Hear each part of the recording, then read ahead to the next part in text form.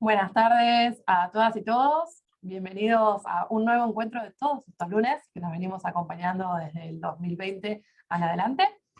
Hoy tenemos el orgullo y el honor de contar con una conferencia denominada Aspectos probatorios de los daños y perjuicios derivados de la violencia familiar. Como todos los lunes, les agradecemos por confiar y seguir apostando a la Secretaría de Extensión y al Instituto de Familia, que, bueno, como les comentaba, desde el 2020 venimos trabajando y acompañando esta formación continua.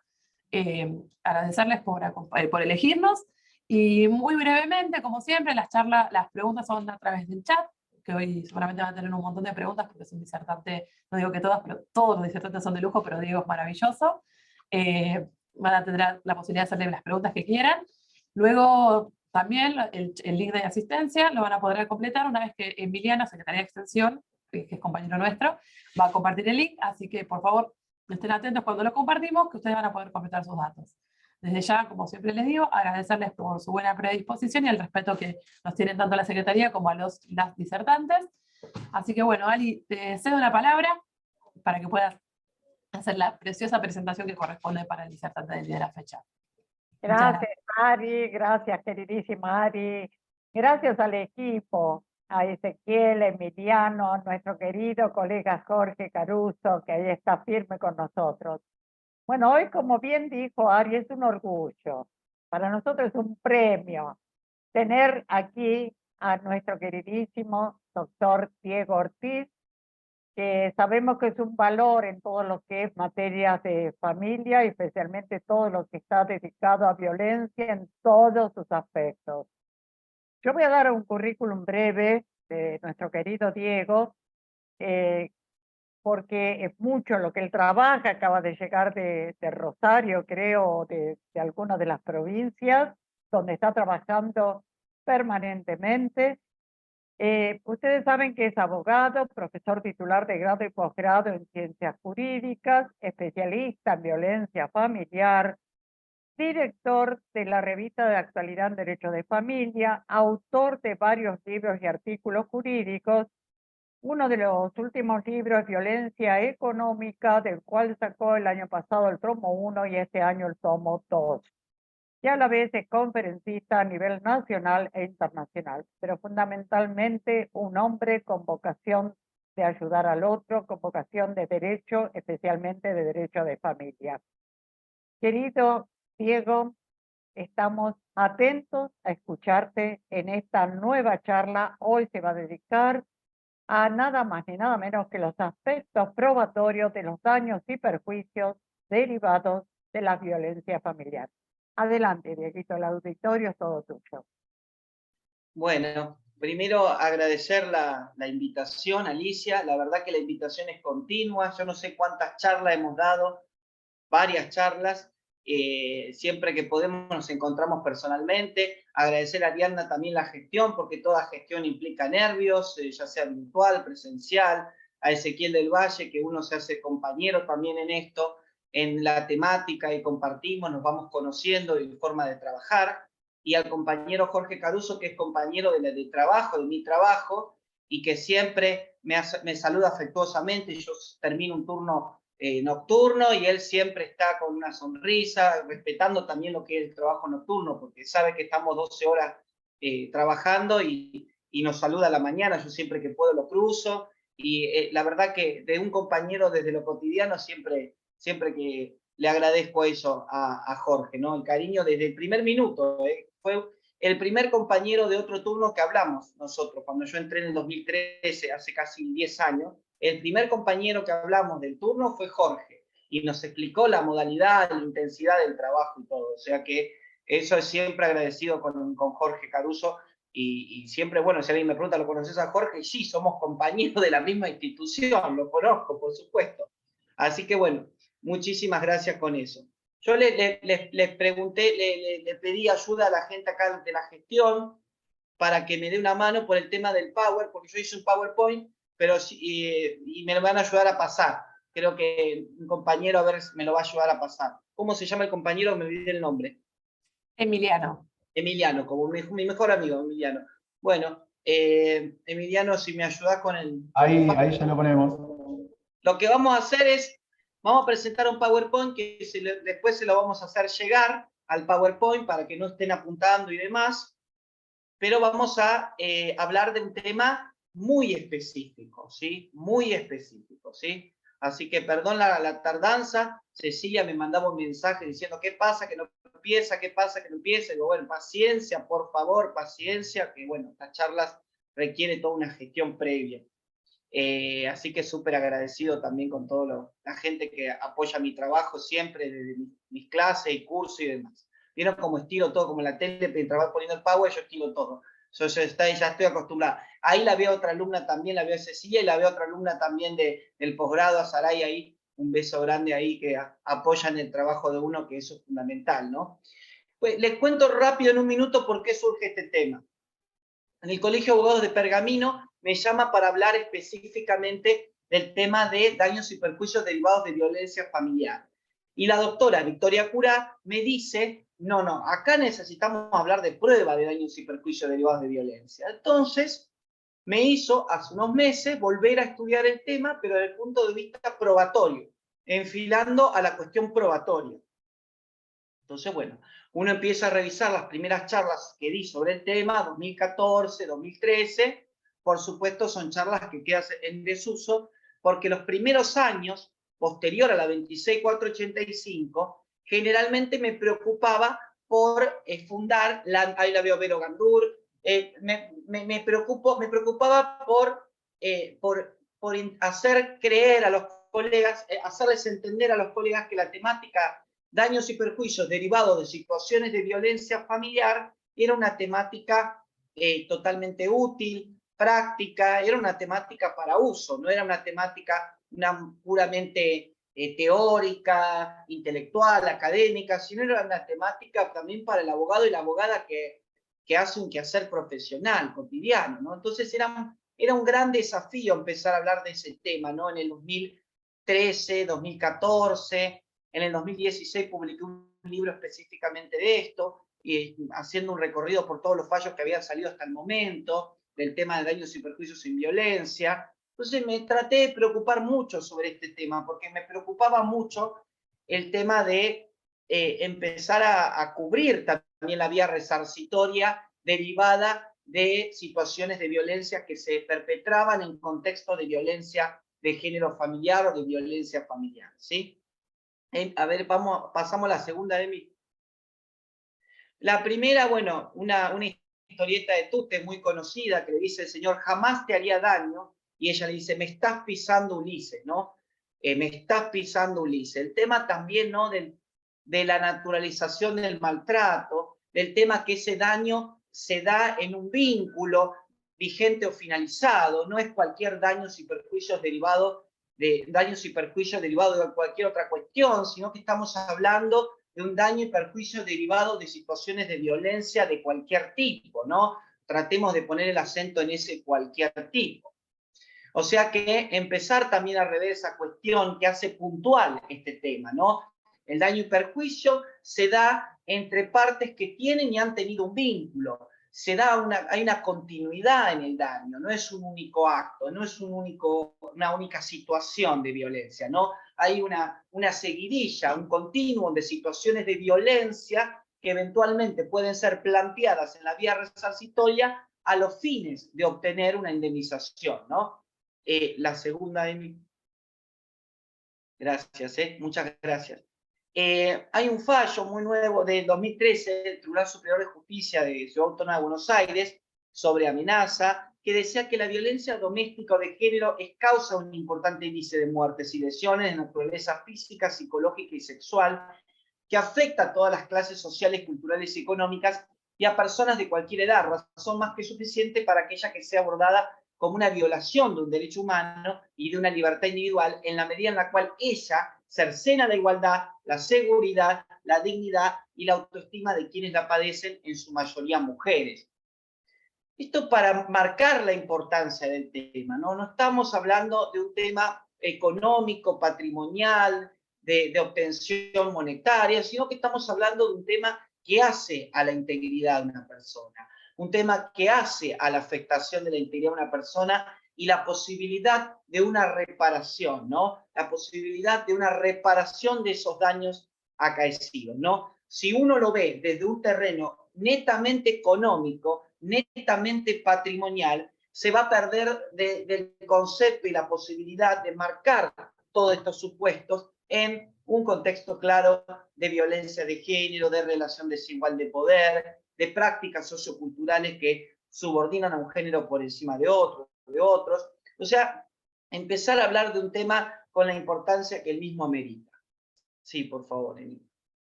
Hay que empezar a abrir un poco el tema y desde el punto de vista de la situación del sujeto de protección podemos delimitar entre daños y perjuicios derivados de situaciones de maltrato en la infancia y en la adolescencia en todas sus formas. Empecemos a pensar en daños y perjuicios derivados de situaciones de maltrato contra las infancias y adolescencias, violencia hacia la persona mayor y el enfoque resarcitorio, violencias hacia las personas que tengan algún padecimiento mental o las personas del colectivo LGTBIQ+. El sujeto de protección delimita el marco legal que se va a utilizar e incide en la vía civil, ¿no? Empezar a hablar de este tipo, de estas especies de daños y perjuicios derivados de violencia. Desde el punto de vista de la situación de la pareja, podemos delimitar entre daños y perjuicios derivados de situaciones de violencia, por ahí en el noviazgo, en una unión convivencial o en un matrimonio. O sea que, más allá de la registración o no de una unión convivencial o de un matrimonio, el acento que hay que poner es en empezar a hablar de la reparación de daños y perjuicios que puedan ocurrir, que se puedan perpetrar dentro de la pareja, ¿no? Algo que hace mucho tiempo era como invisible, desconocido, oculto. La teoría de la inmunidad conyugal norteamericana permitía que los daños que se perpetraban dentro del matrimonio pasaban por alto o no podían ser denunciados, no se podía intervenir y demás, ¿no? Era la doctrina de la inmunidad conyugal y la doctrina de la inmunidad parental, ¿no? Es decir, la relación entre padres e hijos como si fuera un coto cerrado, impenetrable, para poder reclamar este tipo de daños y perjuicios que se daban en este momento, ¿no? Planteaba el otro día el caso en Rosario, el caso de Mary Helen Wilson, que era el primer caso en Estados Unidos, Nueva York, en donde se planteó el tema del maltrato infantil y no había un mecanismo procesal ni legal para poder acudir en protección de ese tipo de maltrato, ¿sí?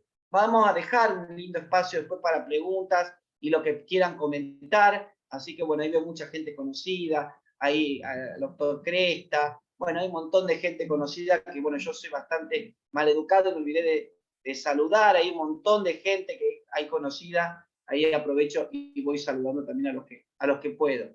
Bien, avancemos, por favor. Vivi Orlando, Denis Morena, ahí de Alvear, un beso grande, bueno, ahí veo mucha gente ahí está, perfecto, Estefanía Lazarte, Chacabuco, bueno, de gente de todos lados, que la carrera me permitió conocer gente de todos lados. Moira, amiga Moira, también si hemos comido guiso de arroz en la casa. Bueno, vamos a seguir. ¿Cuál es el verdadero desafío? Yo este desafío lo planteaba en el 2014, hace 9 años. Para mí el desafío sigue siendo el mismo. ¿Por qué? Porque sigue costando generar esa idea de pensar la violencia familiar más allá del procedimiento en el cual se solicita una resolución interlocutoria en la cual se conceda una medida de protección, pensar la violencia familiar o violencia de género familiar desde la rama del derecho de daño, ¿no? Un doble desafío. Primero, ¿qué entendemos por reparación en el ámbito civil? Y por el otro lado, empezar a revisar conceptos específicos de la temática. Conceptos específicos de la temática para relacionarlos con la vía civil. ¿Cuál es la dificultad por ahí basal que se da? La dificultad es que muchos conceptos específicos de la temática vienen abordados desde otras disciplinas. Psicología, trabajo social, psicología social, medicina, y no desde el punto de vista jurídico. Entonces, tenemos que también hacer una reinterpretación en base a la vía civil. Por ejemplo, no sé, el ciclo de la violencia, temas específicos de la temática, y empezar a relacionarlos también con la cuestión resarcitoria. Y muchos jueces y juezas a lo largo de los años lo han hecho. Por ahí no de manera suficiente, falta más generar. Pero bueno, esto no nos puede quitar el sueño para seguir estudiando y seguir trabajando en este tipo de temas, ¿no? Por supuesto, son temas muy interesantes y hoy enfilar la parte probatoria me implica a mí reestudiar muchas cuestiones, ¿no? También, ¿eh? Hoy sigo saludando ahí a Beatriz Regalo, un beso grande también, una luchadora. La verdad que estos días tuve unos días muy conmovedores. La doctora Sandra Nitti también, tengo el lujo de conocerla, así que voy pasando, sigo choluleando un poco. Pero bueno, y ahí, bueno, mi amigo el doctor Di Fiore también ahí está, como siempre apoyando en la medida de la temática. Pero bueno, avanzamos un poco, por favor. Nos ubicamos en un derecho en la actualidad que acepta estos reclamos, ¿sí? Querríamos hablar de derecho de familias y específicamente de daños y perjuicios derivados de situaciones de violencia. En el 2009-2010 había jurisprudencia escasa, para no decir que casi nada, y esto obviamente era mucho más difícil hablar de viabilidad resarcitoria en este tipo de contexto. Porque actualmente, 2023, 14 años de la 26485, la discusión no se cierne en la admisibilidad de este tipo de vía, sino que reside en probar cada caso concreto el daño y el perjuicio ocasionado.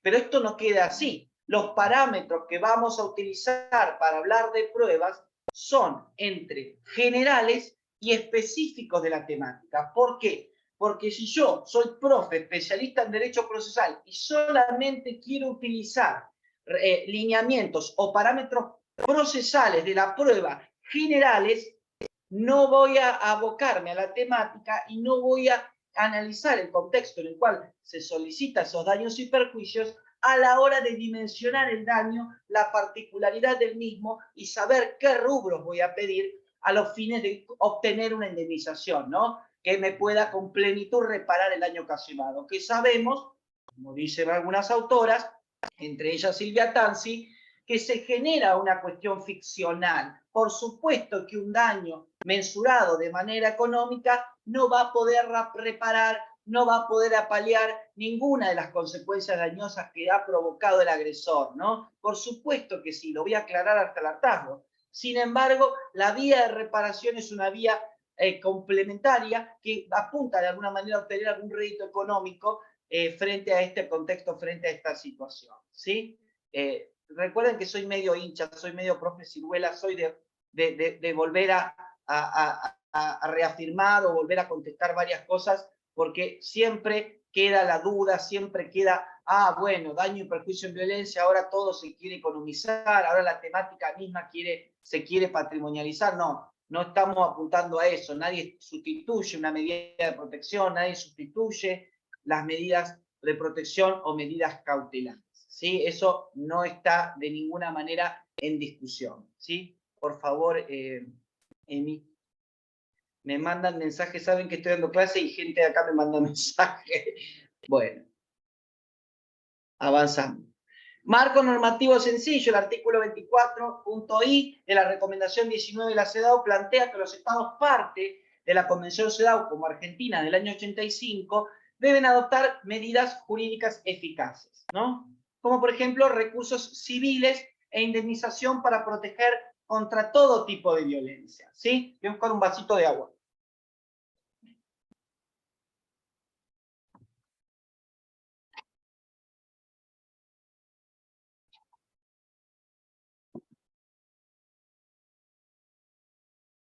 Y en cambio, el artículo que viene a ser caballito de batalla específico, que lo trae la 26485, es el artículo 35. Ya no hay dudas con este artículo 35 de la admisibilidad, de la posibilidad de reclamar este tipo de daños, ¿no? El artículo 35 de la 26485 expresa que la parte damnificada va a poder reclamar la reparación civil por los daños y perjuicios según las normas comunes que rigen la materia, ¿no? Acá hay un tema, acá hay una opinión claramente, ¿no? Si el artículo 35 de la 26485 me habla de la posibilidad de reclamar estos daños conforme una norma común que rige la materia, yo también tengo que agregar la especialidad de la temática en la cual voy a plantear este tipo de situación. No es solamente las normas comunes, las normas generales de responsabilidad civil. También tengo que echar mano a los aportes específicos de la temática que redefinen esos daños y perjuicios. Y el artículo 7, inciso G de la Convención Belén do Pará, plantea, dentro de los deberes de los Estados partes, establecer mecanismos judiciales y administrativos necesarios para asegurar que la mujer tenga acceso efectivo al resarcimiento y a reparación del daño. O sea que ya el artículo 7, inciso G, habla del término reparación. Habla del término de reparación, sacando de la cuestión netamente cautelar o protectoria, que por supuesto es importante, la urgencia en la decisión, y hablando específicamente de la posibilidad de acceder al resarcimiento. Si ahí veo a la doctora Bellinzona, también le mando un beso grande por el apoyo también de siempre, pero avanzamos, Emi, un poco más.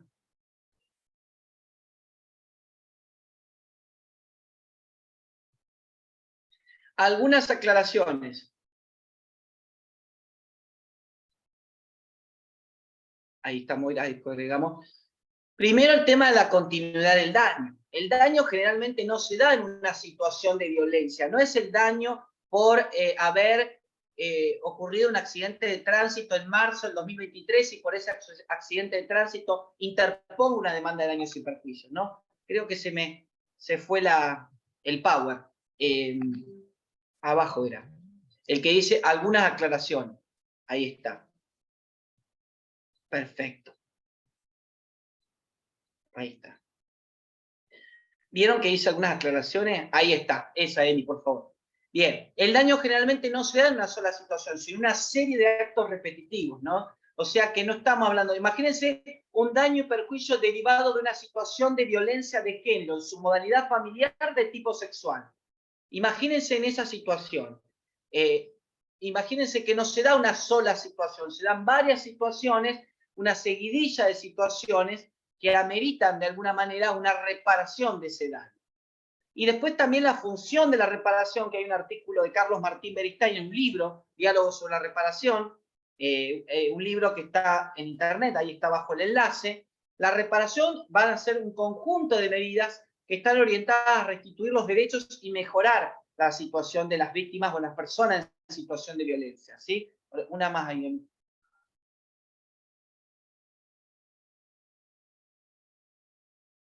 Y ahí, bueno, el libro habla de dimensiones de la reparación. Una cosa es restitución, restablecer una situación. Otra cosa es la indemnización como compensación monetaria. Otra cosa es la reparación económica como un apoyo para la reconstrucción de la vida. Otra cosa es la rehabilitación, medidas como atención médica y psicológica. Otra cosa es las medidas de satisfacción, verificar un hecho, conocer la verdad y cualquier desagravio. Y otra cosa es la garantía de no repetición, evitar de que esto no vuelva a pasar, requerir alguna reforma judicial, institucional y legal.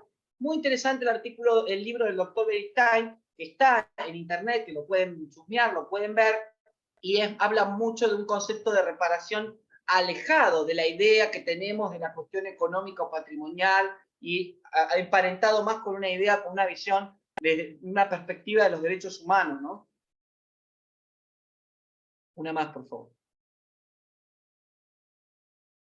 La demanda como cuestión procesal, los requisitos formales de admisibilidad de la demanda son como los de cualquier otro.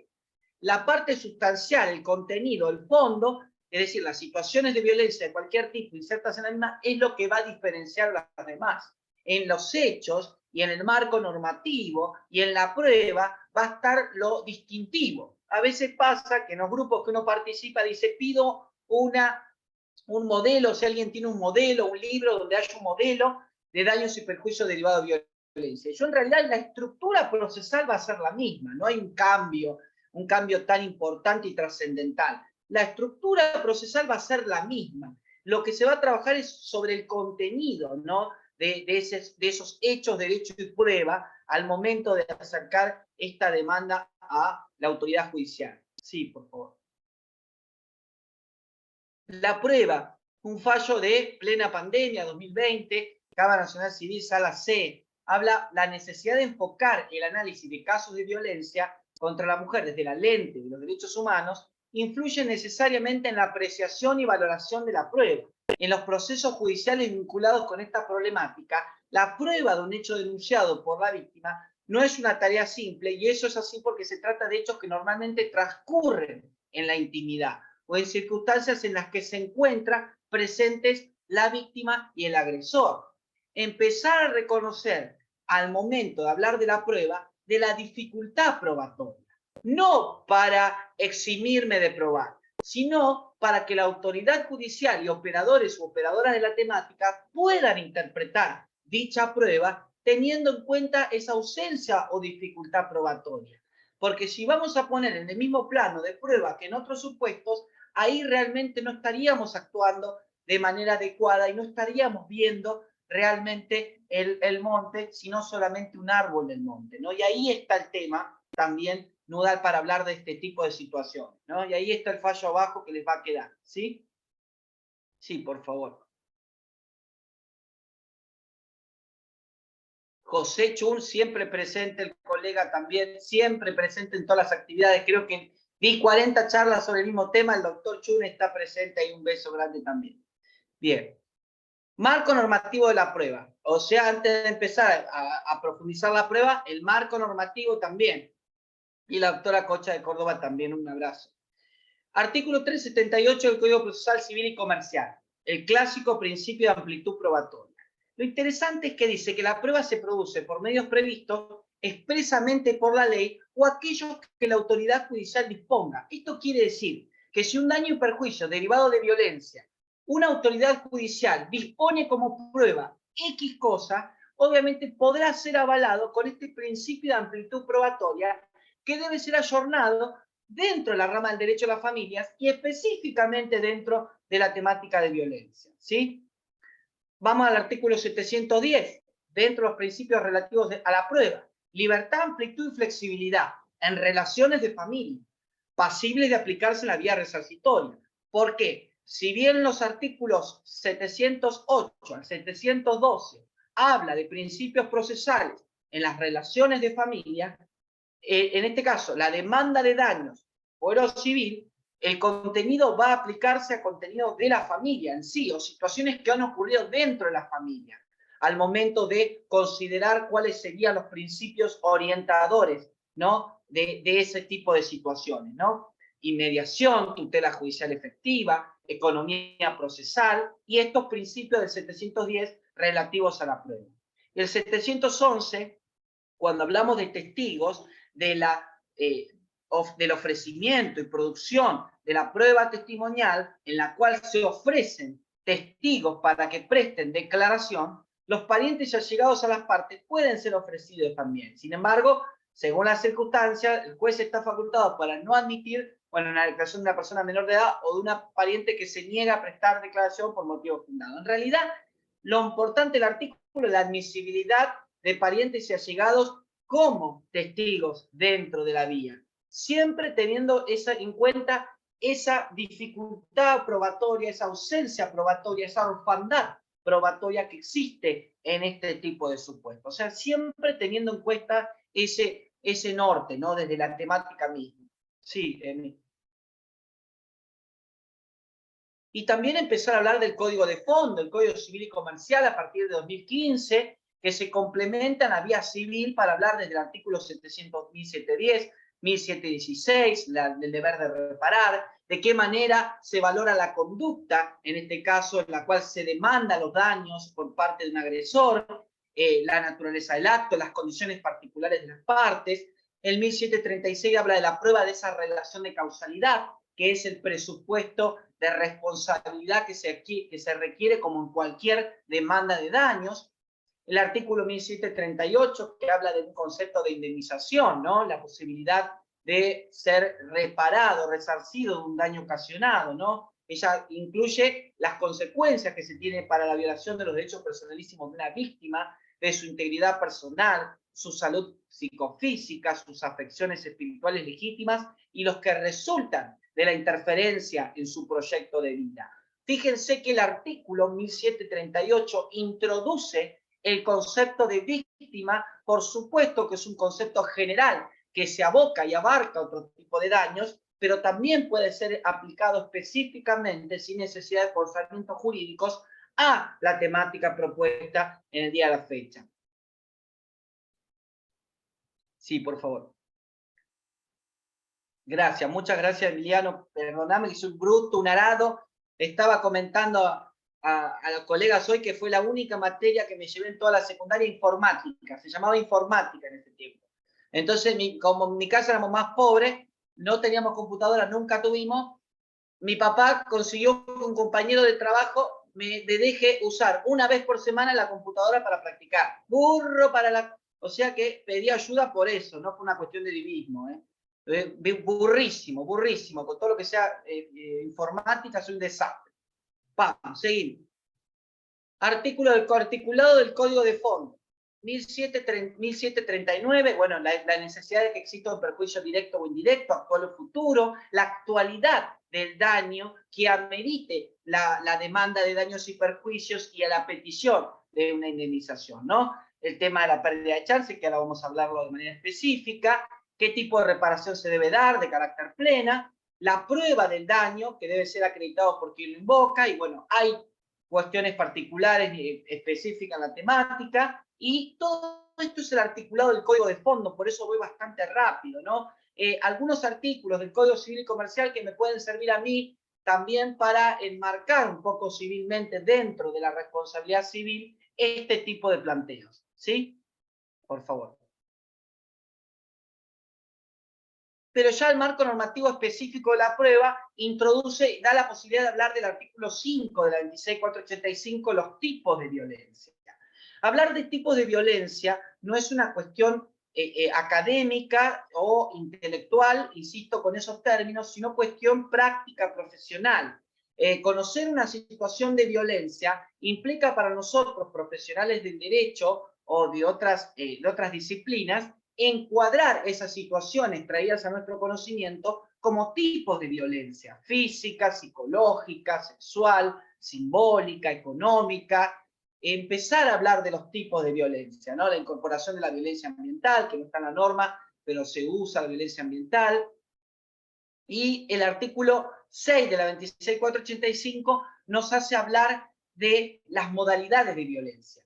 No voy a hablar de las modalidades de violencia, pero sí les voy a contar de manera interesante es que cada modalidad de violencia y cada reparación de daños y perjuicios derivado de cada modalidad de violencia va a requerir un análisis particular. Ahí lo complejo del tema.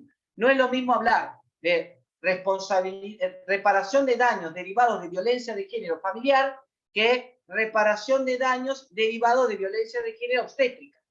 Fíjense, hay incluso un marco normativo específico, hay un análisis específico, o sea que fíjense lo interesante también de analizar cada modalidad de violencia y ver qué parámetro de responsabilidad civil existe cuando hablamos de violencia laboral como modalidad, o violencia obstétrica, o violencia mediática, o violencia política, o acoso callejero como modalidad, y hablar desde el punto de vista resarcitorio. Fíjense, bueno, con Moira compartimos en el Colegio de Abogados de Trenquelao, que es una charla, y yo hablé sobre el tema de daños y perjuicios derivados de la violencia de género en su modalidad obstétrica. Y ahí presentaba un poco la idea de hablar de muy específico también de esa vía civil. Artículo 16, inciso I de la 26485, dentro de los principios, esa amplitud probatoria que se explicaba de manera general con el Código Procesal Civil y Comercial, lo ponemos, lo estudiamos de manera específica cuando hablamos de la 26485, la Ley de Protección Integral. Esa amplitud probatoria para probar un hecho denunciado, ¿no? Teniendo en cuenta las circunstancias especiales en las que se desarrolla un acto de violencia, ¿no? La intimidad, la privacidad, el secreto, lo íntimo, lo oculto, lo silenciado, también al momento de receptar los medios de prueba, ¿no? Esa amplitud probatoria, ahí, bueno, ahí abajo está la explicación que les estaba comentando. Sí, por favor. Primera prueba, la prueba informativa. El informe de los profesionales intervinientes, psicólogos, psicólogas, trabajadores sociales, en los expedientes de violencia familiar, un fallo de 2013, decía que el testimonio de la víctima puede ser reforzado con otros elementos probatorios de carácter objetivo, corroborantes o periféricos, como por ejemplo un testimonio de un profesional que pertenece a un equipo interdisciplinario, que toma una intervención con respecto a tal situación de violencia doméstica y tiene contacto directo con la damnificada desde que empieza el conflicto. Que se valora la seriedad de dicha exposición con herramientas coayudantes a la actuación judicial y que realizan los informes técnicos de evaluación del riesgo de conflicto que existe entre víctima y agresor, ¿no? La posibilidad de empezar a valorar los informes de los profesionales especializados o especializadas en la temática que puedan de alguna manera reforzar la prueba para pedir algún tipo de resarcimiento. Sí. Las denuncias civiles y penales por delitos relacionados a la violencia de género. En este caso, empezar a ver, si bien las acciones son independientes, no es obstáculo para ser usadas como pruebas. ¿Sí? A ver acá la próxima hay un ejemplo. Sí, por favor. Acá está. La importancia de un expediente previo, de una denuncia de violencia familiar o de una denuncia penal en la cual se pide la investigación de un delito especial vinculado a la violencia, ¿no? A los fines de determinar la existencia de un hecho aludido a la demanda, se está las constancias sobrantes de las presentes actuaciones y en los expedientes que corren por puerta. Existe entre las partes numerosos expedientes que tramitaron en sede civil y penal. Estas actuaciones se han agregado, si bien no en forma correlativa, en vista cuando se sucedieron los hechos, sino a una agregación material a la causa. Insisto, porque a los fines de intentar reconstruir lo que pasó, se van a mencionar dichas actuaciones acorde a la ocurrencia de los hechos que en ella constatan. No está diciendo que voy a utilizar, ahí Gustavo dice sí. Gustavo, no están diciendo que vamos a usar automáticamente una denuncia de violencia como prueba directa para poder dar lugar a indemnización. No estamos hablando de eso. Ahí se encontró con una pariente, Gustavo. No estamos hablando de eso, para nada. Estamos hablando de, insisto, la valoración de dichas denuncias a los fines de reconstruir las situaciones de violencia ocurridas que van a ser puestas en la mesa para pedir una indemnización de daños y perjuicios. O sea que fíjense lo importante y lo poco que se escribe sobre este tema a nivel doctrinario, muy poco se escribe sobre este tema. Vamos a sacar esto acá. Muy poco se escribe sobre este tema y es necesario seguir reforzando esa idea, ¿no? Sin fallo del 30 de junio del 2021, fallos nuevos, gente, fallos que tienen 2 años, un poco más, un poco menos. Sí. Otra prueba, las declaraciones del demandado. Las propias declaraciones del demandado en una causa penal, en oportunidad de ser citado en indagatoria, pueden servir, pueden ser insumo, o pueden ser prueba en una vía civil derivada de un contexto de violencia, cuando, por ejemplo, el hombre reconoce haberle quitado el teléfono de línea a la actora que tenía en las manos cuando ingresó al inmueble porque quería que deje de molestar a la familia, ¿no? El teléfono de línea se lo saqué yo y el celular se le cayó al piso.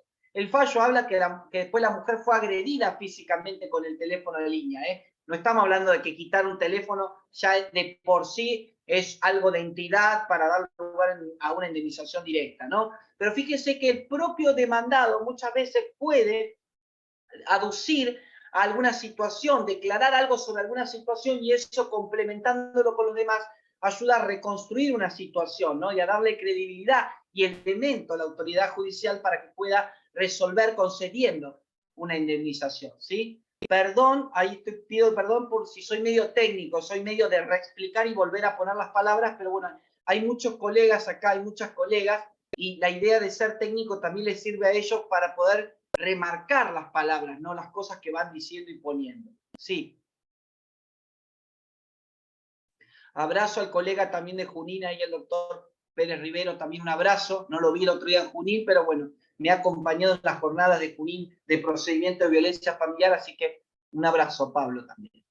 Valoraciones de la declaración del demandado. Fíjense acá, en suma, la existencia de una lesión contemporánea con el hecho y el reconocimiento del contacto físico y forcejeo en un contexto de un incidente relatado constituye indicio cierto, preciso y concordante que lleva a considerar verosímil que dichas lesiones fueron producidas como consecuencia de la acción física del demandado sobre el cuerpo de la actora. Fíjense que utiliza algo de las declaraciones del demandado junto con la verificación de lesiones contemporáneas con el hecho, y esto le sirve de alguna manera como indicio cierto, preciso y concordante para dar como verosímil que dicha lesión fue producida como consecuencia de esa acción física del demandado, ¿no? El fallo de agosto de 2020 de la Sala C. Sí, por favor. Prueba informativa, los informes médicos. Acá los médicos también, ahora no le veo la cara al doctor Cresta acá, a ver si lo veo, no lo veo, ahí lo perdí. Pero bueno, ahí lo veo. ¿Dónde está el doctor Cresta?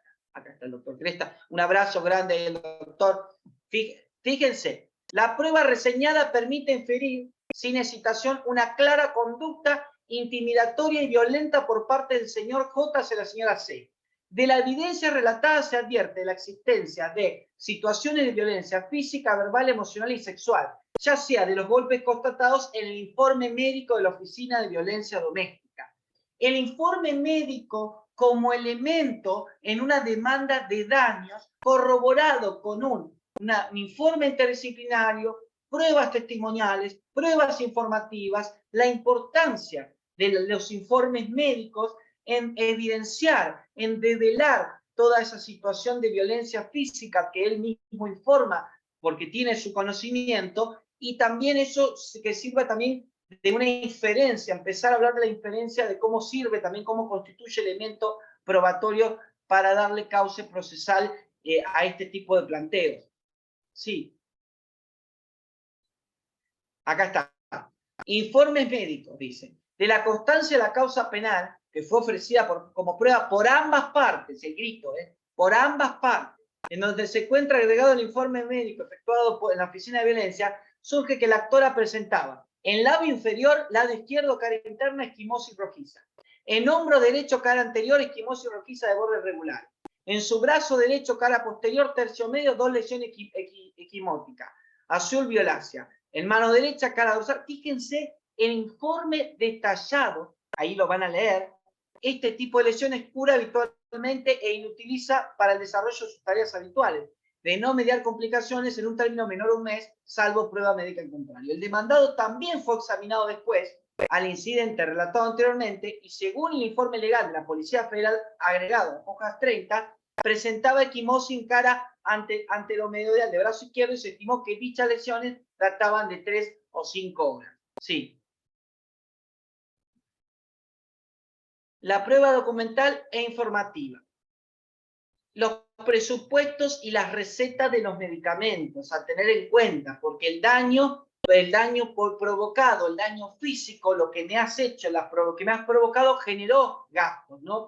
Presupuestos, recetas de medicamentos, facturas del hotel en caso de haberse retirado del hogar en un contexto de violencia, un documento comercial que avale una mudanza, un informe de un psicólogo particular de la mujer en situación de violencia, de la persona en situación de violencia, los informes de los profesionales de las ONG que intervienen, ¿no?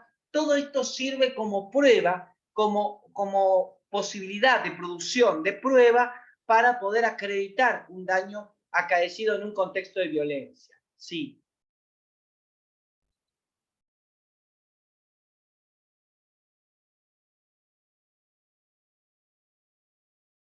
La prueba pericial psicológica. Ahí viene otro medio de prueba, la prueba pericial. Dentro de la prueba pericial hablaremos de la prueba pericial psicológica. De la pericial psicológica que se presenta, se desprende que la coaccionante se mostró introvertida y angustiada ante la posibilidad de hablar de un hecho de abuso y que en todas las pruebas gráficas observó indicadores de fantasía o impulso que le cuesta contener, bloqueo emocional, dificultad para poder adaptarse, al igual que el contacto interpersonal, lo que hace que se vea desafectivizada, fea hacia el mundo como hacia sí misma. La experta diagnosticó asimismo exigencia, bloqueo y disociación afectiva, lo que le genera limitación en el ejercicio de las funciones yoicas en general y que es vulnerable en las relaciones humanas. Esto sirve para acreditarlo, dice el fallo, el daño psicológico que padece esta persona. Sí.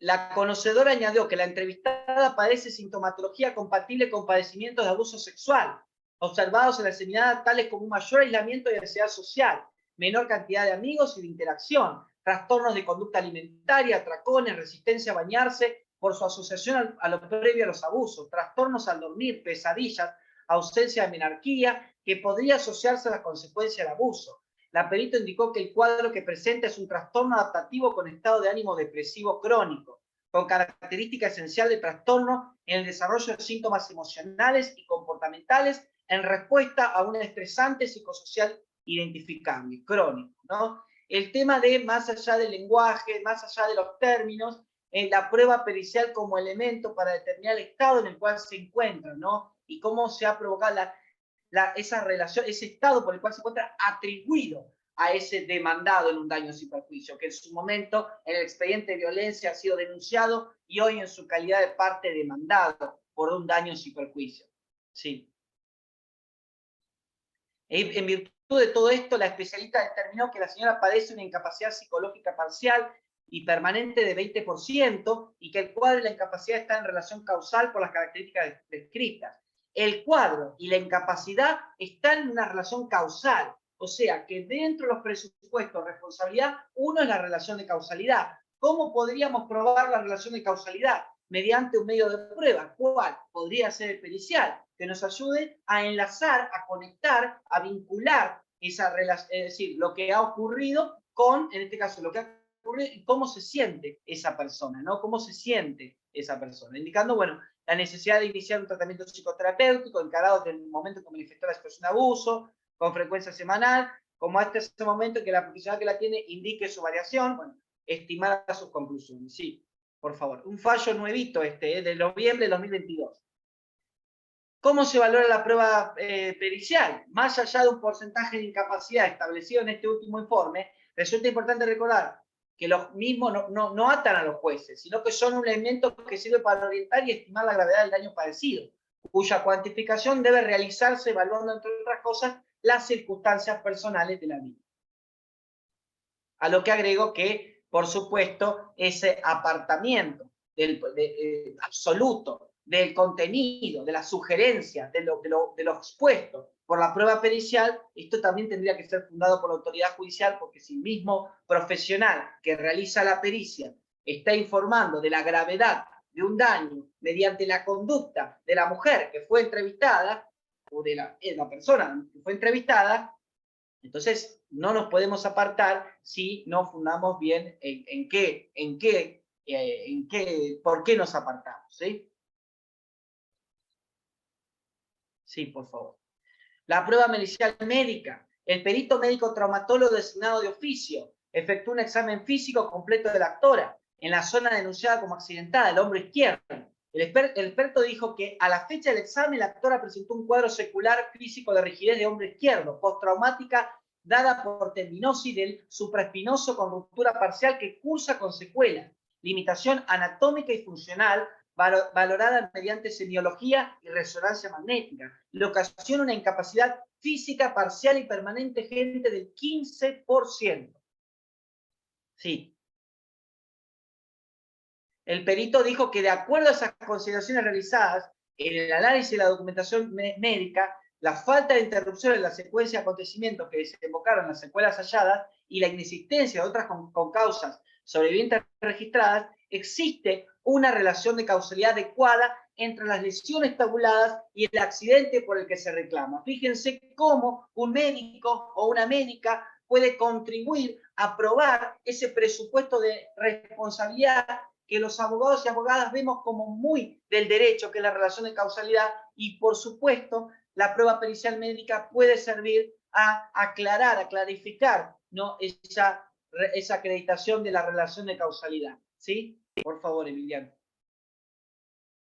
La prueba testimonial. No nos podemos ir de la prueba testimonial. La recepción y valoración judicial de las declaraciones testimoniales de parientes o allegados, que por supuesto conforme a la normativa procesal estaría prohibido por general de la ley, pero dado este contexto, deben ser admitidas las declaraciones testimoniales. Esto no significa una ponderación absoluta del contenido de cada declaración de un familiar. sino tomarla como un elemento que coayuda, que en conjunción con otros elementos. Sí, por favor. En este fallo se admite la demanda de daño, ya que surge claramente de un hecho relatado que el accionante ha sido víctima de hechos de violencia y destrato por medio de agresiones físicas y verbales, tanto en su casa como en lugares públicos, lo que habilita a mantener la condena que la sentencia de primera instancia establece. Dice, en un proceso de familia, la declaración de un testigo, pariente y amigo es relevante, porque son las personas más cercanas y las que tienen un mejor conocimiento de las circunstancias íntimas que exteriorizan el conflicto. Lo que el mismo Código Civil Comercial admite en el 711 que hablamos hoy. Esto sin perjuicio de que los relatos de parte de los parientes y allegados sean valorados junto con el resto de las probanzas e incluso se pueda poder sopesar esa pasión y compromiso emocional que los testigos puedan ofrecer sobre los hechos que percibieron. Por supuesto, de cada declaración testimonial, incluso un tercero, hay una mezcla de pasión y emoción al momento de prestar una declaración, ¿no? Es como dice. Bien. Ahí, bueno, ahí después el colega va a hacer una pregunta. Daños y perjuicios derivados de violencia de género, en su modalidad familiar, de tipo económica, ¿no? En este fallo, el agresor ejerce situaciones de violencia económica al destruir el departamento de la actora en un contexto de violencia de género. La misma relata que convivió con el demandado por 2 años, que en una casa de ella. Y a raíz de episodios de violencia que sufrió ella y el hijo, acordó que éste se mudara al departamento al lado.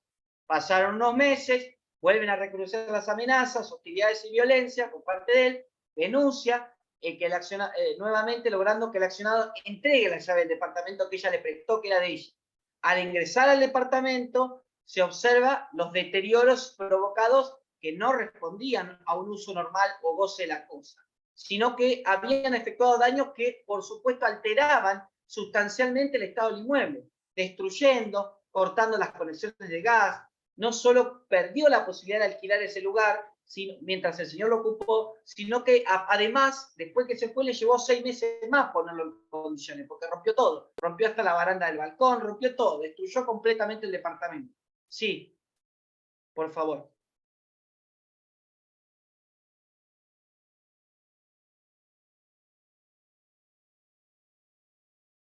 La jueza de grado rechaza la indemnización de daño moral porque las molestias, así como los reclamos extrajudiciales o la necesidad de accionar judicialmente, no constituyen daño moral, otorga la indemnización, pero solo por privación de uso. Por la parte actora expresa grave y dice, no, por favor, señora jueza, ¿por qué analizó usted como un acto voluntario la entrega al departamento cuando dicho préstamo se produce en un marco de violencia familiar?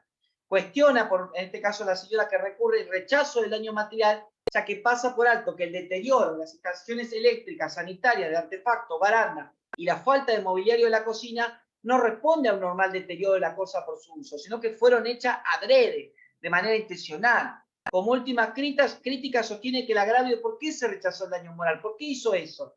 Porque está incito en la intención del demandado que destruyó el departamento, señalando que esa destrucción del departamento es un acto de violencia hacia su parte y hacia su hijo. Sí, por favor. De los informes psicológicos sobrantes, de las testimoniales y de la documental acompañada, fíjense los medios de prueba, por favor, gente. Informes psicológicos, declaraciones testimoniales, prueba documental, fíjense el abanico de medios de prueba. Es posible inferir que los daños que se imputan al señor se produjeron en un contexto de violencia familiar con la finalidad de perjudicar la moral y económicamente a la señora como variante de esa violencia en ejercicio, ¿no? La violencia económica. Los daños que detallan los testigos son de una magnitud tal que solo van a resultar explicables en un contexto de violencia, no derivan de un incumplimiento contractual producto de la culpa o negligencia en el deber de conservación, sino que claramente denota una intención dolosa de perjudicar a la actora económica y moralmente. La extensión de un daño excede cualquier forma de negligencia o impericia respecto del deber de conservación y constituye un claro signo de violencia económica y moral, dice el fallo que pretendió ejercer el señor. La Cámara admite parcialmente el recurso, aumenta el daño moral y admite la Cámara el rubro daño moral, el daño moral, confirmando la sentencia en lo restante que fuera materia grave. Un fallo, fíjense que es un fallo del 2015.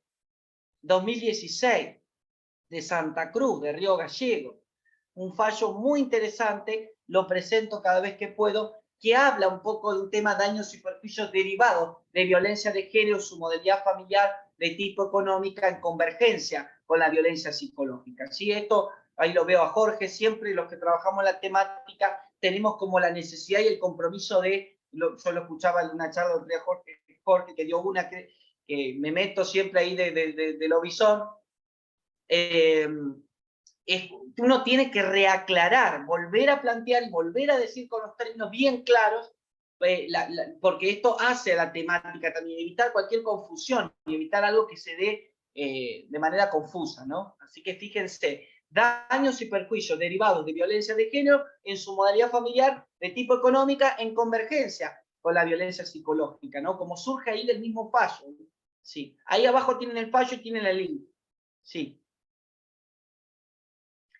Y el testimonio de la víctima puede ser reforzado, lo que resulta recomendable para darle mayor verosimilitud y credibilidad a la situación relatada. Se refuerza con otros elementos probatorios de carácter objetivo corroborantes, como por ejemplo el testimonio de un profesional que pertenece a un equipo interdisciplinario, que toma intervención con respecto a la situación de violencia doméstica, el testimonio de un testigo de referencia, que independientemente que observe o no el hecho puntual con el que se sustancia el conflicto, pueda dar un dato o referirse a situaciones concomitantes que permitan conferirle un mayor valor de convicción al relato de la víctima, ¿no? O sea que también no quería dejar de hablar de pruebas sin hablar de ese testimonio, ¿no? En primera persona, que por supuesto que está dotado, muñido de situaciones afectivas, emocionales, que la han arrasado y le han provocado un daño. No podemos desconocer eso, pero tampoco puedo sacar ese testimonio como medio de prueba, en este caso, que refuerza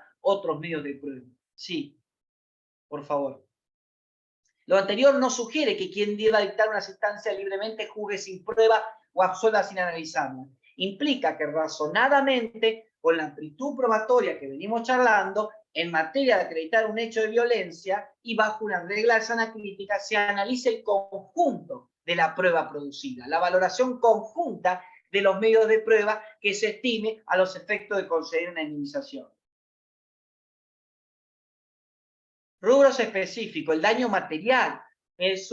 La determinación de un daño material suele ser más fácil cuando la gente tiene un nivel económico medio alto por la posibilidad de mostrar un gasto, una factura, un registro, cuando cuenta con un ingreso formal, pero esto no tiene que ser obstáculo, ningún baremo, ningún freno para hablar de daño material en el caso de que sea algo evidente y se busque elementos para reforzar la prueba y pedir esa indemnización. El daño emergente, el lucro cesante, que ya conocen de qué se trata, pero vamos a avanzar porque quiero ir sobre un rubro que se habla poquito, que es el de la pérdida de chance. La pérdida de chance. La chance implica una oportunidad probable futura de obtener una ganancia, oportunidad que, de ser suficiente, según el curso normal y ordinario, más cuyo resultado es incierto al momento del evento dañoso, que lo frustra definitivamente. Lo exigible solo es el contexto favorable que me permita suponer que aún más adelante se habría llegado a estar en la situación que permitiría el logro de un beneficio esperado.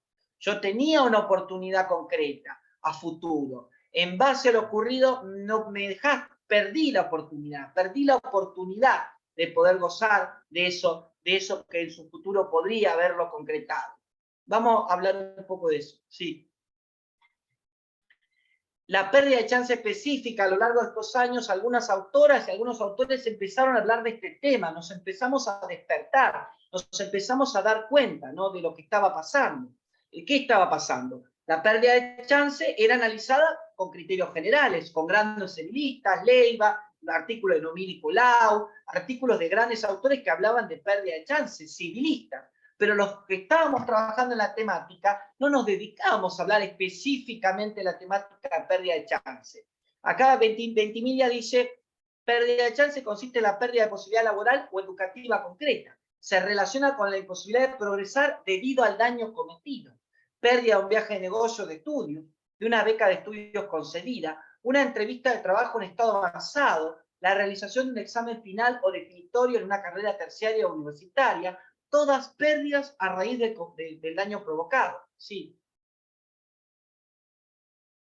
un colega cordobés, Ezequiel Cook, que es un colega que coordina una revista de género y derecho de familia, Microjuris, que es muy interesante. El doctor dice, la imposibilidad de escalar posiciones en su lugar de trabajo o pérdida de posibilidad laboral como consecuencia del episodio de violencia es pérdida de chance específica. Verbigracia, una mujer que tenía posibilidad de ir a trabajar de modelo a Europa, pero a raíz de un golpe de puño en la nariz por parte de su pareja le ocasionó un leve desvío de la misma que le generó que no fuera contratada para desempeñar su labor en el exterior y en consecuencia la misma debió seguir trabajando en nuestro país, ¿no? Esto es lo que plantea el colega como un ejemplo bien didáctico, bien docente y por ahí un poco más burdo para que se entienda esa posibilidad de oportunidad que se puede dar algo laboral, algo educativo, algo, obtener una beca, que se da mucho eso, ¿sí? Por favor. Qué envidia esa biblioteca, Mariana, ¿eh? Qué envidia esa biblioteca. Avancemos. No sé dónde está en el Congreso de la Nación. Algunos ejemplos de pruebas de la pérdida de chances son: primero, la entrega de documentación de la institución educativa donde concurre la actora, certificado de alumna regular, fecha de exámenes, materias cursadas, libreta de notas, facturas de pago de la institución. Las fechas pueden ser cruciales para determinar la prosperidad del rubro solicitado. Si la fecha del examen coincide justo con el periodo donde se habrían ejercido las situaciones de violencia y dado lo ocurrido e imposibilidad de rendir, existirían elementos suficientes para que la autoridad judicial acoja el pedido. Sí. La entrega de documentación en caso de beca de estudios, difusión de la beca, entrega de los requisitos para obtenerla, documentación que respalde la obtención de la misma, fechas para la realización de un viaje. Si estas coinciden con las situaciones de violencia perpetradas por el agresor, podría prosperar el rubro solicitado. Contrato de trabajo, función a cumplir, periodo de contratación, la entrega de una documentación en caso de oportunidad de un viaje laboral, informe un psicólogo particular de la víctima que puede expresar que la violencia padecida no le ha permitido a la actora desarrollar su proyecto presente, declaraciones testimoniales que pueden aclarar sobre el estado en el que se encuentra la mujer, la posibilidad concreta perdida. Esto es un artículo que escribí el año pasado, que sabía que el tema se venía más con necesidad de estudiarlo, que escribí en la revista de Reyús, me invitó el doctor Agustín Pérez, la pérdida de chance en la demanda de daños y perjuicios derivados de violencia familiar. Cualquier cosa, si quieren ese artículo específico, yo lo puedo buscar y después se los mando, no tengo ningún problema, ¿sí? Por favor. Tiene el daño moral. En los supuestos de violencia de género, dice Tagliani, el daño no patrimonial surge de los hechos mismos y por ende no requiere de otras pruebas que confirmen su existencia. Lo que se presume con solo advertir un grave y desfavorable consecuencia provocada en la vida de la persona en virtud de las situaciones de violencia a la que fue sometida, ¿no? Muy interesante artículo breve que escribe Tagliani, que es publicado en el 2020, el 30 de junio, y habla específicamente de daños y perjuicios derivados de violencia de género.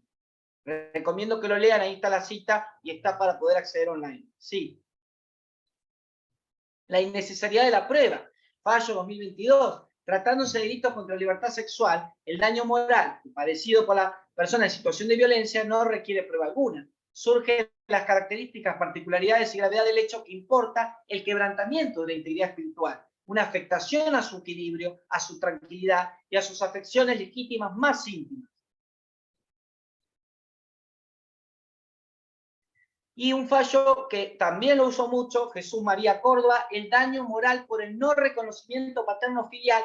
Lo interesante de este fallo es que más allá de que hay muchos fallos que hablan de daño moral por el no reconocimiento paterno-filial, hay muchos fallos y hay autores y autoras que escribieron sobre esto, es uno de los primeros fallos claros, publicados y evidentes que hablan del daño moral por el no reconocimiento paterno-filial como un acto de violencia de género, ¿no? Ahí vi un fallo también de Catamarca, la doctora Olga Amigot Zoloaga, que también habla del tema y lo incluye, lo pone en curso dentro de la violencia de género, ¿no? Un fallo muy reciente de la doctora Olga Amigot Zoloaga, que lo comentó Erika Pérez en Diario Digital Femenino hace muy poco, así que bueno, todo esto, cualquier cosa, ustedes me preguntan y todo, porque bueno, uno ya está más ducho con todos los artículos, los fallos, los diarios. Al principio costaba, pero uno se actualiza más rápido que antes, ¿no? Antes costaba mucho más.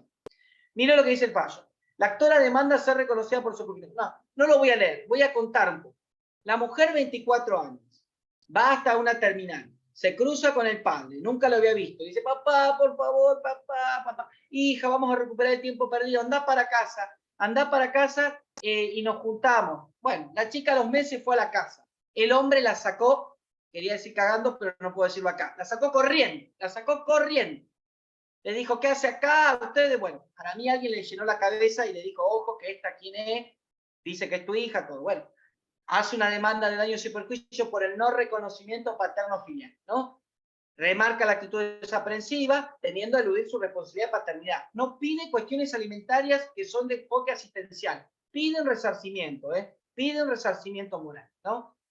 En este caso, corrido el traslado, el señor aclara que siempre convivió con su mujer, con su cónyuge, y que la progenitora de la actora, que la progenitora de esa chica de 24 años, no señala los nombres de sus 3 hermanos mayores y el apellido para saber si son hijos del mismo padre. O sea, ¿qué tiene que ver? Está diciendo, fíjense, la mamá de la chica que tiene un hijo de cada color, que tiene un hijo de cada apellido. Está diciendo que la madre era de casco suelto, ¿no? Que no dejaba títeres sin cabeza, está diciendo.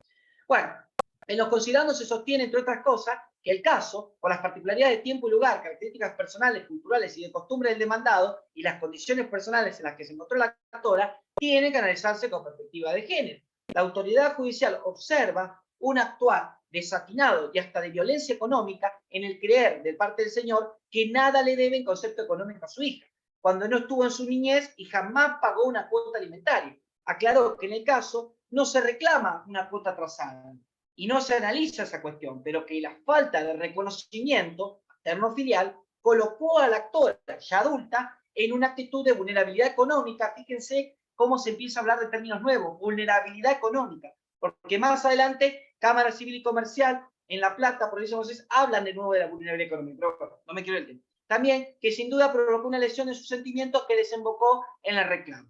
Se resuelve hacer lugar al pedido de indemnización en concepto de daño moral, un fallo que surge en plena pandemia 2020, Jesús María Córdoba. Interesante este fallo porque empieza a analizarse las cuestiones de daño moral por el no reconocimiento paterno-filial en un contexto de violencia de género y se dice, no se piensa y se infiere y se queda en casa, se dice, se expresa y se pone en el fallo, ¿sí? Por favor. ¿Cómo cuantificar este rubro? Zavala González decía que a la hora de precisar un resarcimiento se meditan las circunstancias fácticas de cada caso que provocaron el daño moral. Si bien estos bienes no pueden ser cuantificados más en menos, el sujeto puede sufrir más o menos consecuencias de ese hecho. Y también el juez tiene que graduar de la misma manera la indemnización, ya que no es siempre igual el daño moral derivado de actividades lesivas anuales. Sí, tuvo un criterio general que hablaba Zavala González. Sí, por favor, Emiliano. Pautas para cuantificar. No puedo poner un número exacto y no es el número exacto en todos los supuestos. Está perfecto. Pero ¿cómo puedo cuantificar? Teniendo en cuenta la entidad de la agresión, la continuidad, la existencia de niños, niñas, adolescentes involucrados o de otros sujetos vulnerables, los resultados de las pericias o informes que mencionan un poco la gravedad al momento también de tomar eso como parámetro para cuantificar un daño moral. Sí. Y si hablamos de daños y perjuicios derivados de violencia, no podemos dejar de hablar de responsabilidad estatal frente a esta situación.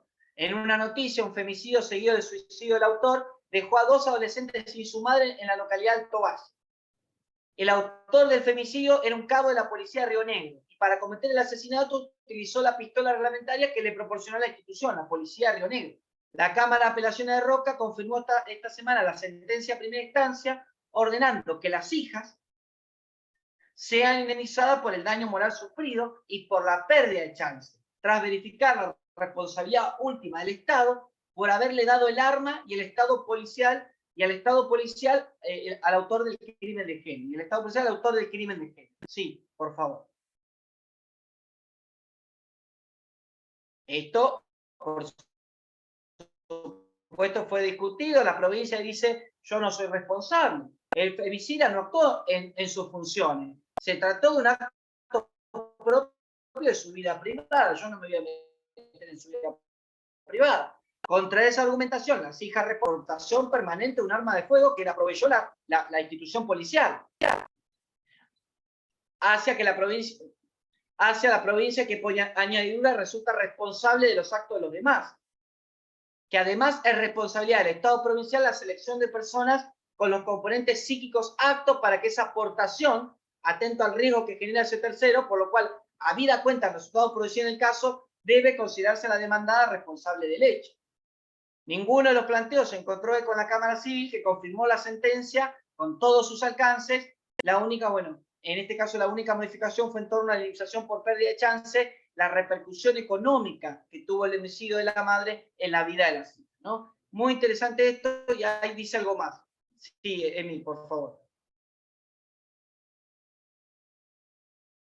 Cuando se ocasionan perjuicios a una persona como consecuencia de un indebido uso de armas de fuego y titularidad de un agente de la fuerza, se genera la responsabilidad de la entidad pública que lo incorporó a sus filas, sin que sea una justificación el mero hecho de encontrarse de franco o porque no estaba trabajando, porque dicha particularidad deriva de su obligación principal de prevenir un delito y de procurar la seguridad de todos los gobernados, en cualquier momento y en cualquier circunstancia, aún a riesgo de su vida o integridad personal. Y en virtud de esto, no resulta eximente de la responsabilidad de la entidad oficial. Por eso, la Cámara resuelve en este caso confirmar lo que se había resuelto en primera instancia. Sí.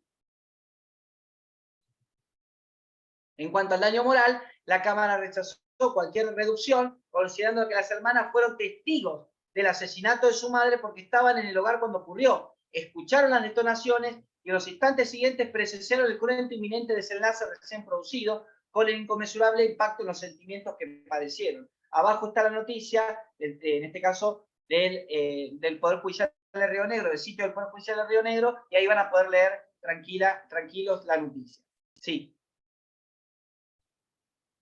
Me meto con el matrimonio. Un fallo pampeano de mayo del 2019 pasó para algunos sin pena ni gloria. Para profesores y profesoras de Derecho de Familia, al contrario, lo tomaron como insumo, lo tomaron como un gran producto para sus clases.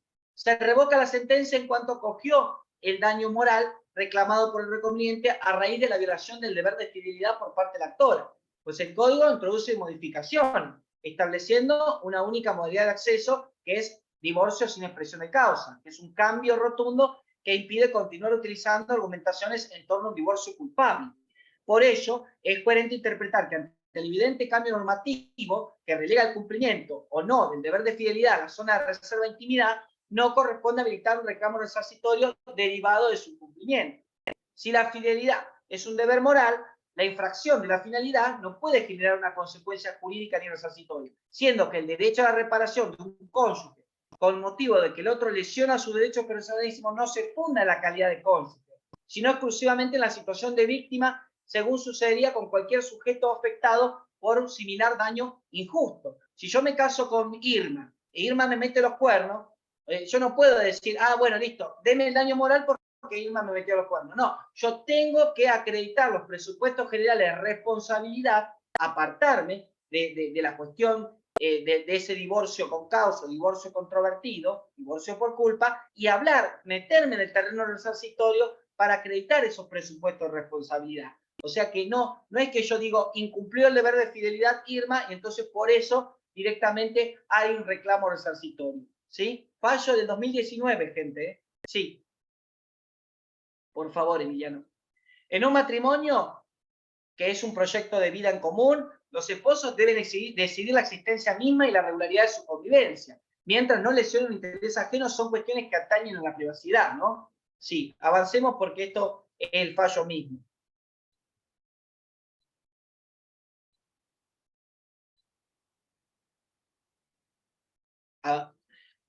Y acá, bueno, cuando se prohíbe exigir una conducta cuya realización queda librada de la intimidad y decisión personal, tal prohibición no queda enervada porque aquel proceder significa un deber moral para una parte y un interés valioso para la otra. Además, constituye prevaleciente no destruir aún más el grupo familiar a través de un litigio donde no pueda llegar a algún eco de la verdad, porque, bueno, en este caso no se discute la infidelidad de Irma. Lo que se discute en este caso es el daño que la infidelidad de la misma se provoca. Si yo digo, ella me generó un daño, bueno, Diego, probá el daño que te provocó esa infidelidad por parte de Irma. No se cuestiona la cuestión de fidelidad de ella. Se confirma la procedencia del daño moral otorgado como consecuencia de la violación del deber de fidelidad, y esto es una disidencia, ¿no? Por parte del Fernández Mendía, pero en realidad se revoca la posibilidad de esa procedencia. Sí. Y esto deja lugar a pensar. Una cosa es la violencia padecida, psicológica, verbal y ambiental. y otra es el mecanismo procesal y fundamento normativo elegido para divorciarse.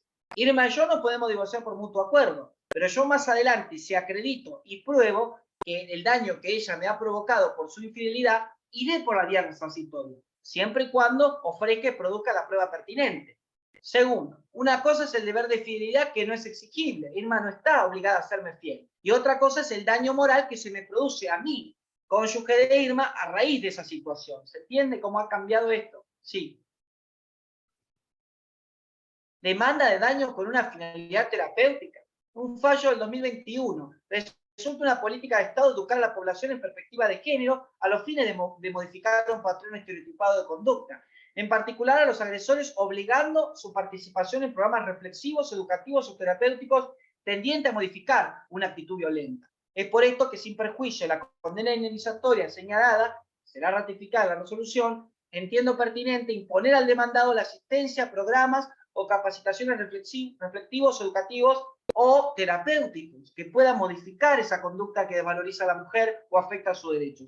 Más teniendo en cuenta que la relación entre las partes deberá continuar vinculada en función de la crianza, formación y cuidado de su hija menor de 11 años de edad. Avanzamos, por favor. Fallo último y señero. Este fallo se los voy a dejar para que ustedes lo lean, pero lo voy a comentar esto nomás. La codemandada interpone recurso de apelación en contra de las sentencias que admitió la demanda de daños y perjuicios deducido por la actora en representación de su hija, en contra de los sucesores, y consecuentemente los condena a abonar una determinada suma. El recurrente apunta que no es cierto que lo afirmado por la demandante esté corroborado en sede penal, ya que en este expediente solo consta la imputación del delito y la prescripción de la causa antes de tomarse declaración al imputado por muerte de este. Objeta en relación a la prueba que los testimonios provienen de personas cercanas o de familiares directos. La parte contraria refiere que de los dos sucesores, uno decide cuestionar lo decidido y el otro no. A su vez destaca la aquiescencia de ambas partes con respecto al hecho, como también a su falta de proposición de prueba. Sí, esto es un fallo interesante que se lo dejo para analizar porque mezcla cuestiones sucesorias, cuestiones resarcitorias y cómo todos los medios de prueba que vimos hoy son relacionados en contexto de violencia cuando ese demandado ya no está porque falleció, en la cual legitimado pasivo se traslada a esos herederos forzosos de ese demandado. Es muy extraño el fallo, muy interesante el fallo. Avanzamos.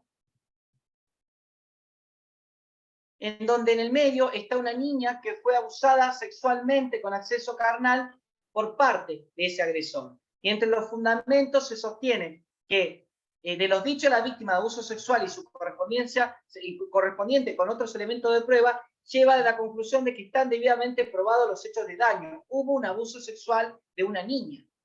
En el caso en donde se invoca la existencia de un daño por situación de abuso sexual, para valorar una situación de las partes y para el análisis de la prueba, se impone la consideración de niña y mujer de la demandante y el necesario juzgamiento de la cuestión con perspectiva de género.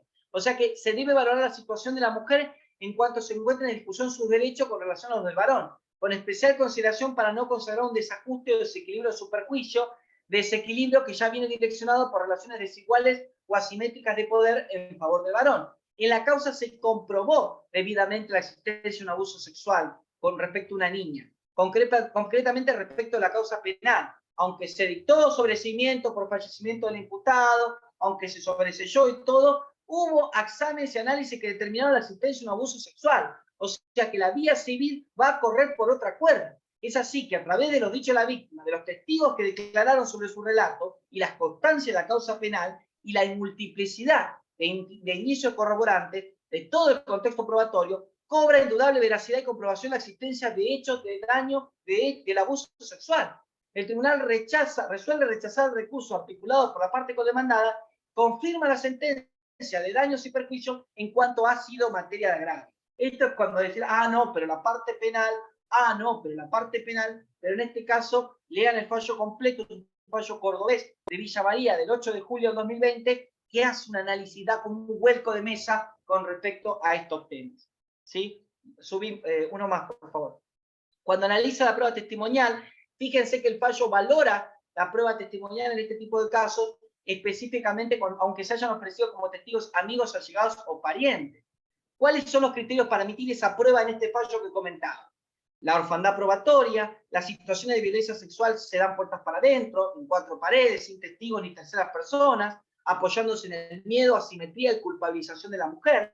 Es evidente que en la violencia que se verifica en la causa existe una clara desigualdad de poder, donde la víctima se ubica en una posición de inferioridad y sumisión respecto al victimario, y no es necesario aclarar de ninguna manera la asimetría que se presenta en este caso entre el varón de mayor de edad que ejerce violencia sexual y la niña y mujer, como sostiene el fallo, que era una niña y una mujer. Sí.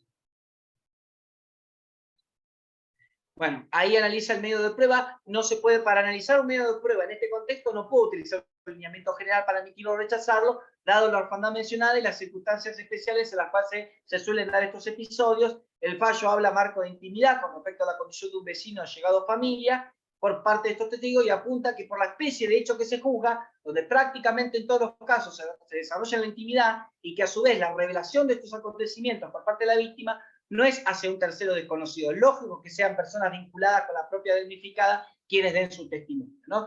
Se los dejo para que lo lean. Yo ahí un poquito estuve picando. Una más, Emi, quiero dejar lugar a las preguntas. Tomar un poquito de agua. Como cierre, el derecho de daños debe actuar como un medio idóneo que brinde respuestas adecuadas conforme a un resarcimiento justo a los menoscabos sufridos por una víctima en su esfera familiar, atendiendo particularmente las circunstancias del caso. Una más, Emi, por favor. Frase que digo siempre, y me gusta siempre, se lo comento a los colegas que tienen ganas de estudiar y seguir pensando y repensando en un futuro mejor. En tiempos de cambio, quienes estén abiertos al aprendizaje soñarán del futuro, mientras que aquellos que quieren saberlo todo estarán bien equipados para un mundo que ya no existe. Muchas gracias.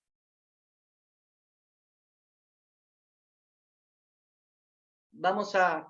Gracias, Emiliano. Muchísimas gracias. No, de nada, de nada. Ahí, bueno, ahora anoté una pregunta, ahora las voy a leer y después voy a buscar por el chat porque, bueno, se me pasaron varias. Cecilia pregunta, ¿el plazo desde el hecho son 2 años para reclamar daños y perjuicios? Tengo entendido que son los 3 años, es un ámbito de responsabilidad extracontractual. Tengo entendido que son 3 años, como establece el Código Civil y Comercial, el plazo de prescripción. Ahí estoy buscando. Un beso grande. Son muchas de agradecimiento, de que estuvo muy buena la charla. Fíjense, yo quiero aclarar algo porque siempre hay algún descreído, siempre hay alguno que no es feligrés. Beatriz, ahí la veo, Beatriz, un beso gigante, Beatriz, te quiero mucho, estuve hablando mucho de vos hace poco. Fíjense que la charla no apunta a desligarse de la parte de la prueba por darse en un contexto de violencia de género. Nunca hablé de no probar. Siempre hablo de interpretar la prueba con perspectiva de género, que no significa alivianar trabajo, significa la interpretación en contexto, la interpretación probatoria contextual, desde el punto de vista testimonial, desde el punto de vista informativo, desde el punto de vista pericial. Pero fíjense que yo nunca dije no probar, no ofrecer ni producir prueba. Está el trabajo de nosotros, hacer un trabajo serio y adecuado con los testigos, con la prueba que uno tiene, y pasamos por diferentes, fíjense que pasamos por diferentes formas de prueba, ¿no? Y eso hace también medios de prueba, perdón. Y eso hace de que el tema sigue siendo rico, es un tema muy rico. Pérdida de chance, hay mucho para hablar. De hecho, dentro de las pérdidas de chance derivadas de violencia familiar, se habla también con criterios más específicos todavía de pérdida de chances derivada de daños y perjuicios ante el incumplimiento alimentario, teniendo en cuenta que dicho incumplimiento alimentario podría ser un supuesto de violencia económica y patrimonial conforme al artículo 5 de la 26485 y el decreto reglamentario 1011 del 2010 que lo comenta. Fíjense cómo abrimos la cabeza más todavía, más todavía. De hecho, el concepto de pérdida de chance es totalmente diferente al concepto de pérdida de chance en cualquier tipo de demanda de daño y perjuicio. Sí, Emiliano, disculpa. La sentencia civil está supeditada al dictado de la sentencia penal, según el artículo 1375. ¿Cómo opera en este caso? Hay una independencia entre las causas civiles y penales, pero sabemos que en la práctica hay una relación. En el sentido de que vimos recién que el sobreseimiento no significa, en este caso, la ausencia de posibilidad de un reclamo en la vía civil. Vimos recién un fallo que se lo dejé para leer, que es un fallo de Villa María, Córdoba. Pero en este caso también tenemos que ver de qué, enfrentar y encarar una vía civil, y esto tiene relación incluso con los tipos de violencia.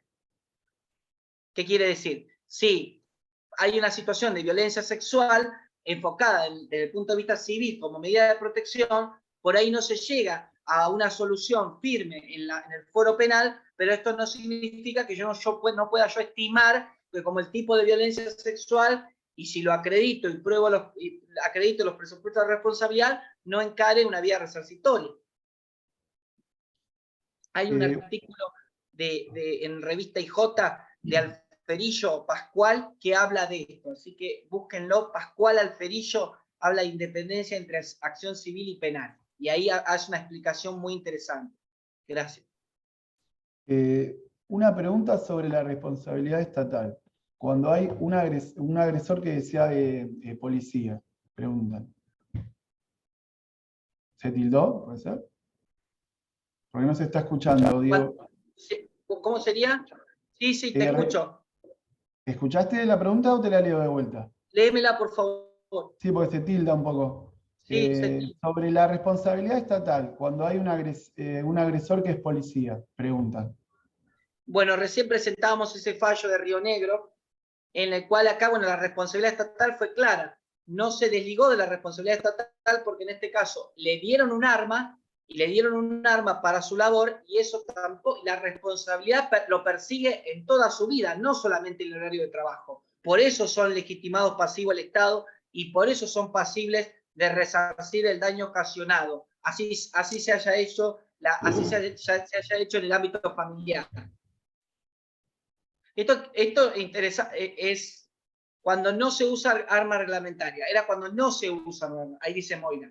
Mirá, Moy, el tema es que cuando no se usa arma reglamentaria, así a no sea reglamentaria, si hay algún reglamento o protocolo que en determinados supuestos le dan arma reglamentaria y en esos supuestos termina su jornada y todo lo demás y vuelve a la casa y ejerce una situación de violencia como la que vimos, así no sea obligatoria el arma, así no sea reglamentaria el arma, en este caso tenemos la responsabilidad existe. Obviamente, si no hay un permiso, y no hay un permiso de tenencia, permiso de portar el arma y todo, por supuesto, la tercera parte, la institución y el Estado no es responsable en sí directamente como pasó en la policía. No sé si se entiende.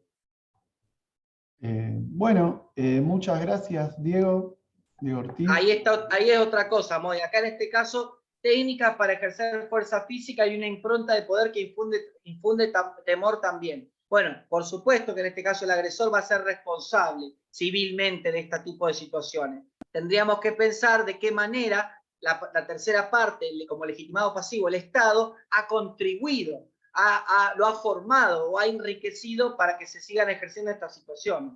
Sí, Emi. Bueno, esa era la última. Diego, muchas gracias. No te escucho bien, te está como tildando. Sí, se tilda porque a esta hora yo estoy en pleno centro, así que se tilda. Quiero agradecer realmente nuevamente a Alicia, a Ezequiel, a todo el grupo Ariadna, agradecerles, la verdad, para mí es un placer participar de estas actividades, así que bueno, el tema de la conexión ahora es terrible, pero bueno, muy agradecido de participar, en serio. Gracias, Diego. Espléndida la disertación. Mira, te están aplaudiendo. Espléndida disertación. Gracias. Muy didáctico. Estudié mucho, me levanté tempranito, Alicia, para estudiar como cuando iba a la secundaria. Me levanté como a las 7 de la mañana para repasar todo lo que tenía que decir. Ay, porque salió hermoso, repasaste muy bien, porque salió hermoso. Muchas gracias. Gracias a vos, Diego, y por supuesto te vamos a seguir llamando. Sos un amigo de la casa, sos un referente también para nuestra Facultad de Derecho, así que vamos a contar con tu presencia en más de una oportunidad. Gracias, Diego, de todo corazón. Ahora me toca anunciar a la persona que va a venir el próximo lunes, que es la doctora María Marta Nieto, que ya también estuvo antes con nosotros. Ella es una jueza de familia del juzgado número 1 de Comodoro Rivadavia, de nuestro sur. Es docente, es autora de muchos trabajos doctrinarios muy interesantes y, por supuesto, disertante en diversos temas de familia y de derecho procesal. El tema es algo que nunca hemos conversado, es un tema distinto. Son las medidas provisionales de los artículos 721 a 723 que tratan este tipo de medidas están relacionadas a las personas en los casos de divorcio, de nulidad de matrimonio y en los casos igual a los casos de separación en uniones convivenciales.